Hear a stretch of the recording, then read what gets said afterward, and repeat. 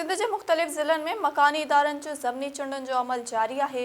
उन सिलसिले में खैरपुर, शिकारपुर, उमरकोट तोड़े ॿियनि ज़िलनि में ज़मनी चूंडूं जारी आहिनि, जे लाइ सिक्योरिटीअ जा इंतज़ाम सख़्त कया विया आहिनि। उमरकोट के वार्ड नंबर 11 जी औरत पोलिंग स्टेशन नंबर 39 ते चूंड अमल शुरू थी वियो।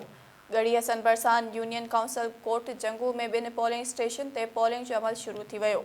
यूनियन काउंसिल कोट जंगू के ॿिनि पोलिंग स्टेशन पीपी ऐं आज़ाद अवामी पैनल जो मुक़ाबलो थी रहियो आहे। पीपी तरफ़ां डिस्ट्रिक्ट मेंबर लाइ अली अरमान खोसो, चेयरमैन लाइ ज़ाहिर खान खोसो, वाइस चेयरमैन लाइ मीर अली बुख्ती, जॾहिं त आज़ाद अवामी पैनल में डिस्ट्रिक्ट मेंबर लाइ मीर फारूक अली खान खोसो, चेयरमैन लाइ मीर ज़फ़र अली खोसो ऐं वाइस चेयरमैन लाइ सखी अब्दुल मुतलिब खान खोसो में मुक़ाबलो आहे। कोट रेजी टाउन जे वार्ड नंबर 5 बल्दियाती इलेक्शन जो पोलिंग अमल जारी आहे, जॾहिं त पीपी जे मुख़ालिफ़ जीटीए अॻवान साजिद टालपुर एहतजाज कंदे इल्ज़ाम हयो आहे त पोलिंग जीटीए जे 20 खां वधीक हिमायती वोटरनि खे गिरफ़्तार करे खणी वई आहे।